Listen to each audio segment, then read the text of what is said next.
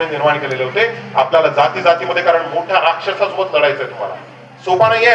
रावणाला 10 तोंड होती साहेब. आता जे काही रावण या व्यवस्थेमध्ये उभे आहेत 1000 तोंडाचे 1000, आणि एवढी सोपी नाहीये ही लढाई. आणि म्हणून या लढाईला पुढे जायचं असेल ही वज्रमूठ वेगवेगळ्या जातीची एकसंघ करावा लागेल.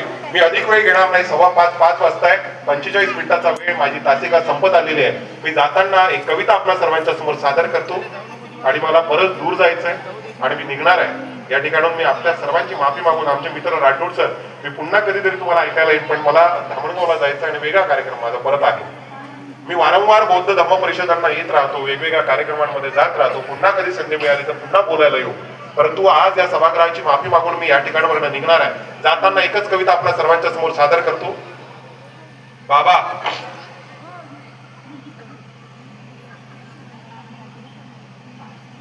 म्हणजे सुरेश भटांनी फार सुंदर म्हटलेलं होतं. सुरेश भटांची जी गझल होती, भीमराया घे तुझ्या या लेकराची वंदना, आज घे या ओथंबलेल्या अंतराची वंदना, एक तशीच कविता मी सर्वांच्या समोर सादर करतो आणि माझ्या वाणीला विराम देतो.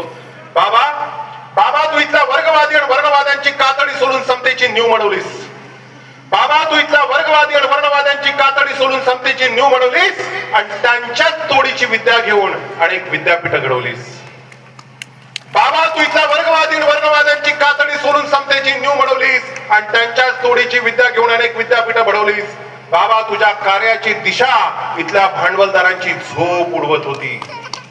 बाबा तुझ्या कार्याची दिशा इथल्या भांडवलदारांची झोप उडवत होती आणि तुझ्या वाणीचं तेज मात्र लाखो माणसं घडवत होती. बाबा तुझ्या कार्याची दिशा इथल्या भांडवलदारांची झोप उडवत होती आणि तुझ्या वाणीचं तेज मात्र लाखो माणसं घडवत होती. बाबा तू सांगत होतास, बाबा तू सांगत होतास माणसांचे दुःख. बाबा तू सांगत होतास माणसांचे दुःख, आसवांच्या कथा, महालांच्या मुकाबल्यात झोपड्यांच्या व्यथा. बाबा तू सांगत होतास माणसांचे दुःख, आसवांच्या कथा, महालांच्या मुकाबल्यात झोपड्यांच्या व्यथा. बाबा तुझं म्हणणं होतं शेतकऱ्यांचं, कष्टकऱ्यांचं, मजुरांचं, हमालांचं, गुलामांचं, शोषितांचं, वंचितांचं, पीडितांचं, उपेक्षितांचं, आबाल वृद्ध स्त्रियांचं. बाबा तुझं म्हणणं साऱ्या जगाने ऐकलं.